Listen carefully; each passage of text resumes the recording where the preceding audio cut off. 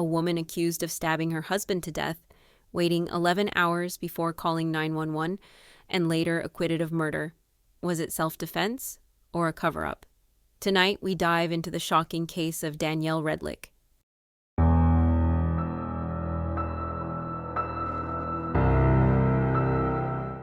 In the heart of Winter Park, Florida, behind the doors of a seemingly ordinary home, a story of love, betrayal, and tragedy was about to unfold.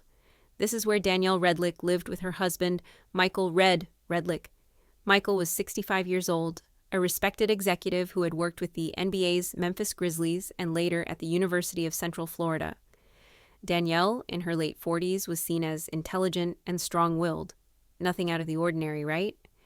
But the couple's relationship is actually quite different from any regular couple.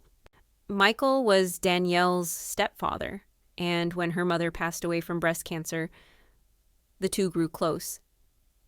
Danielle was 22 at the time, Michael was 39. According to her, Michael would often visit her workplace. He was kind of worldly and smart, so these were new and exciting things for me. At some point, it turned into a romantic relationship. Eventually, the two got married and had 2 children together. Obviously, the start of their relationship was quite bizarre, but it wasn't as shocking as how it ended.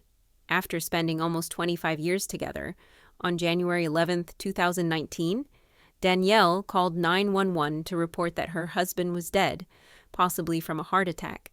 She also stated that she was badly injured and losing consciousness.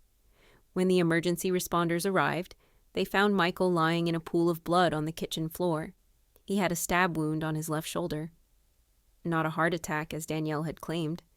She, on the other hand, had severe slit injuries on her wrists and had lost a lot of blood. According to the coroner, Michael had died because the knife had severed his vein, causing him to bleed to death. Not a heart attack, as Danielle had claimed. More importantly, he had died approximately 11 hours prior to Danielle's call for help. So, Danielle lied, and when questioned by the police, she then claimed that Michael had stabbed himself after arguing with her, trying to intimidate her. She stated that she had tried to call the police twice, but the call wouldn't connect. Then she panicked when she realized he was dead, so she didn't call 911 until 11 hours later.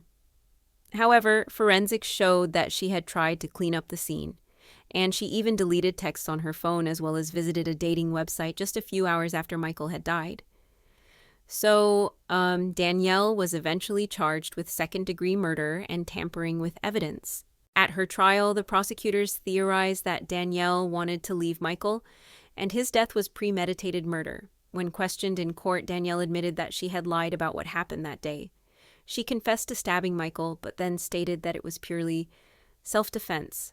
According to her testimony, Michael was hostile and abusive toward her. They had briefly separated, which was why she began using dating websites. But then they reconciled. Unfortunately, Michael found out that she had been texting with a man she had met on the dating website. He confronted her that day, becoming violent, causing her to fear for her life. She then stabbed him with a kitchen knife before running to lock herself in the bathroom. When she eventually went out, he was dead. Because she was afraid that the police wouldn't believe her story, Danielle tried looking for ways to harm herself online. After a long deliberation, the jury believed Danielle's story of self-defense.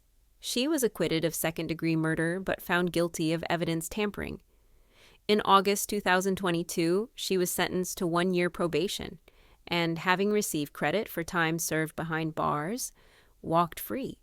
In a shocking twist, the couple's adult daughter, Jayden, wrote a letter pleading prosecutors for a no-contact order to protect her and her brother from their mother. You may all be fooled by the incredible mask this woman presents to you all, but I am not. My father did not get away in time, and I am so worried for my brother.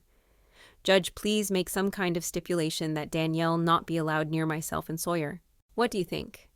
Was Danielle Redlick a victim acting in self-defense, or did she get away with murder?